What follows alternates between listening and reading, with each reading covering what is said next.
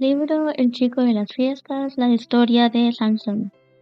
Capítulo 16. Sansón, héroe o villano. Hernán Cortés fue un militar español asignado a Cuba, reciente posesión de España en el Nuevo Mundo.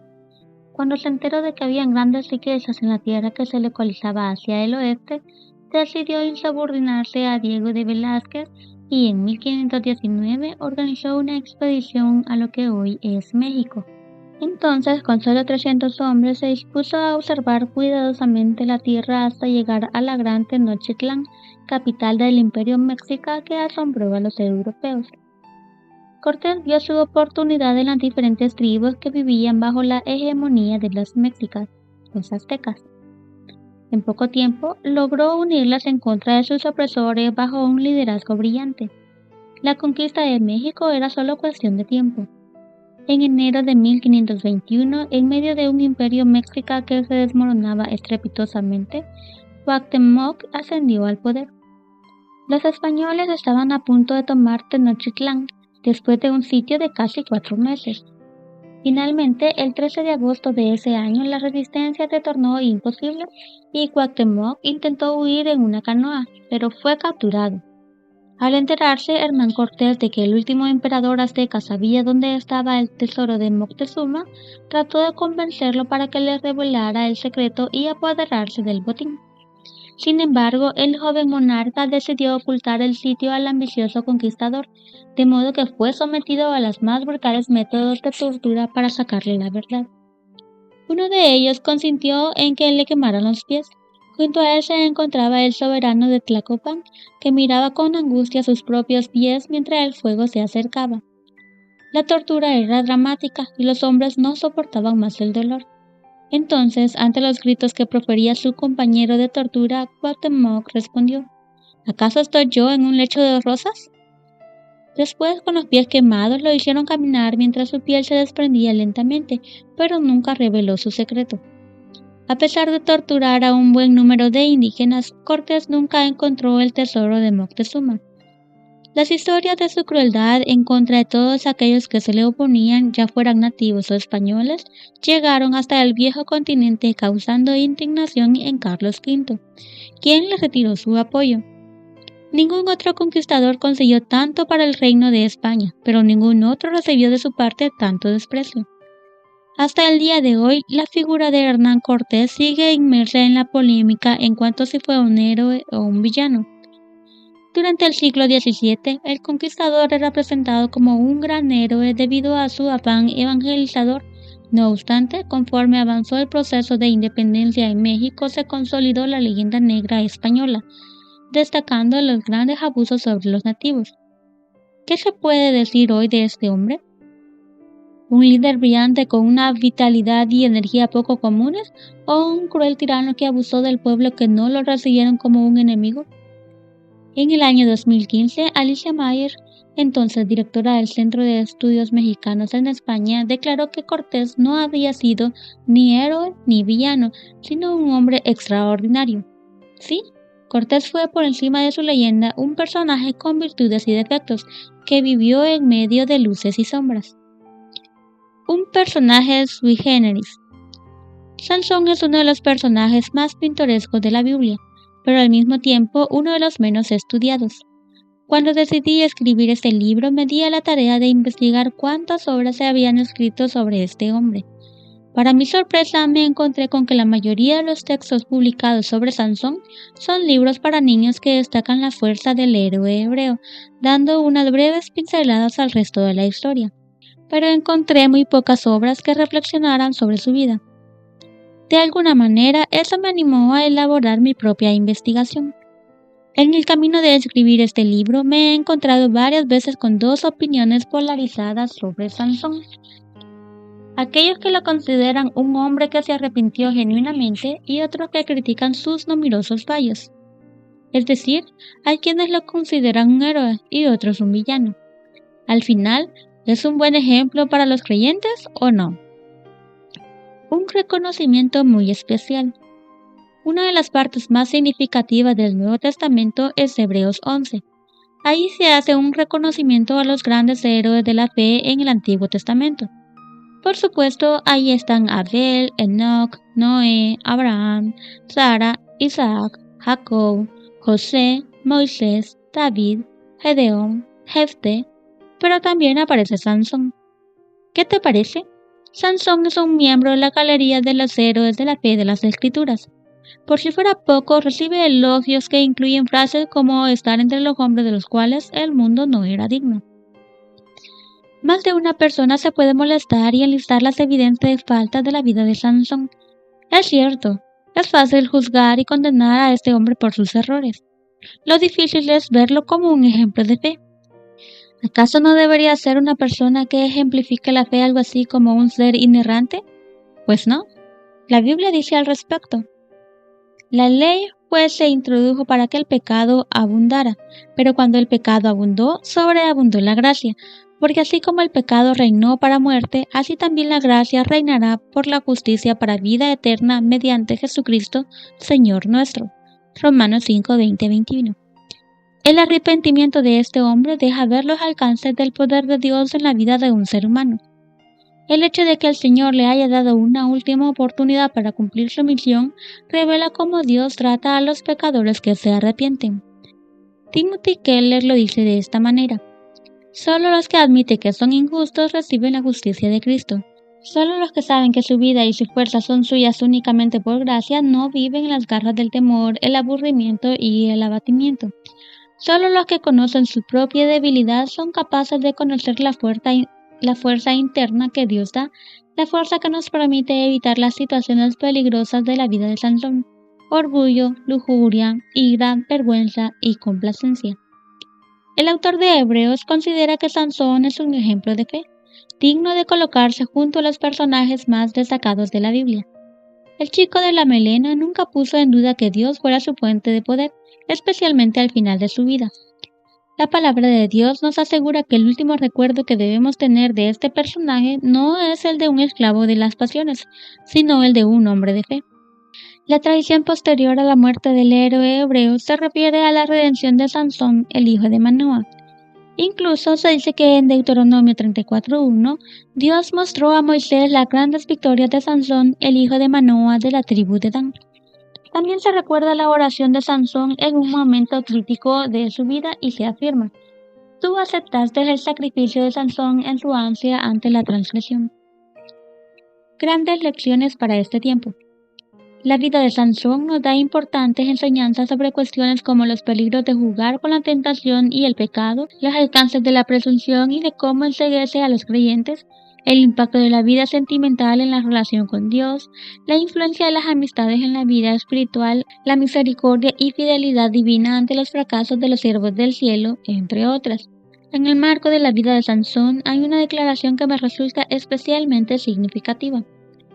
Aquellos mismos a quienes Dios quiere usar como sus instrumentos para una obra especial son los que con todo su poder Satanás procura extraviar.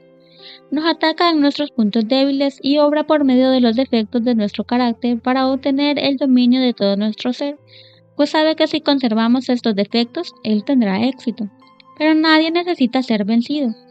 No se le deja al hombre para que venza el poder del mal mediante sus débiles esfuerzos.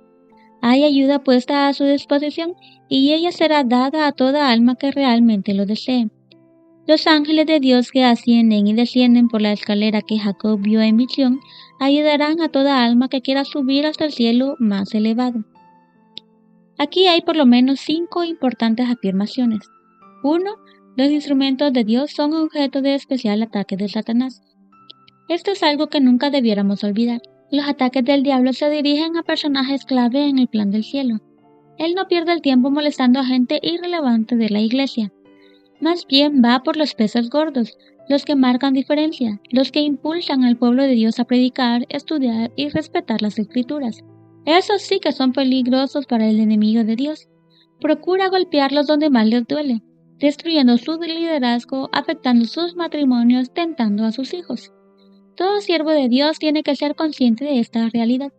Servir al Señor conlleva ser el blanco particular de los ataques de Satanás. Pero Sansón ignoró esta situación. Por eso Satanás supo muy bien cómo podría dominarlo y lo manejó a su antojo. 2. Satanás nos ataca en nuestros puntos débiles y defectos de carácter. Los seres humanos no somos perfectos. Todos tenemos defectos de carácter. La principal labor del diablo es atacar nuestros puntos débiles y motivarnos a conservar las malas tendencias en nuestras vidas. Pero ¿cómo sabe dónde pegarnos con tanta efectividad? La respuesta es la siguiente. Durante miles de años, Satanás ha estado experimentando con las propiedades de la mente humana y ha llegado a conocerla bien. Por sus sutiles operaciones en estos últimos días, está ligando la mente humana con la de él, embulliéndola con sus pensamientos y está haciendo esta obra en forma tan engañosa que los que aceptan su conducción no saben que él los dirige a su antojo. El gran engañador espera confundir tanto las mentes de los hombres y las mujeres que únicamente puedan oír su voz. Por eso hemos de ser cuidadosos no alimentando nuestras debilidades. Asimismo, hay que combatir los malos hábitos y no dejarlos crecer en nuestras vidas. Ese fue uno de los grandes problemas de Sansón. Él sabía que tenía una atracción particular hacia las mujeres, pero no hacía nada para combatirla. Al contrario, seguía visitando los territorios filisteos y conviviendo con chicas de dudosa moral. Lo anterior arraigaba todavía más a Sansón en sus vicios. 3. Nadie está condenado al fracaso. Tal vez esta es una de las grandes verdades de la vida de Sansón. Lo mismo sucedió con Noé, Abraham, Moisés, Isaac, Jacob y David, todos miembros de la galería de la fe. Todos ellos se equivocaron alguna vez, pero no se abandonaron a la desesperanza ni permanecieron fracasados. Más bien buscaron el perdón de Dios y se ampararon en su gracia. El Señor renovó sus vidas y les dio grandes victorias. Sansón no terminó como un fracasado. Cumplió el proyecto de vida que Dios le había trazado. El hecho de que esté en la galería de los héroes de la fe confirma que fue alcanzado por la gracia de Dios y que seguramente lo veremos en el reino de los cielos. 4. Dios ha dispuesto suficiente ayuda para todo aquel que desee superar sus debilidades. La palabra de Dios afirma: Jehová es mi luz y mi salvación. ¿De quién temeré? Jehová es la fortaleza de mi vida. ¿De quién he de atemorizarme? Salmo 27:1. Ningún vicio puede apoderarse de la vida de un ser humano, pues Jesús dijo que nada hay imposible para Dios. Lucas 1:37. Asimismo, el apóstol Pablo escribió: todo lo puedo en Cristo que me fortalece. Filipenses 4:13.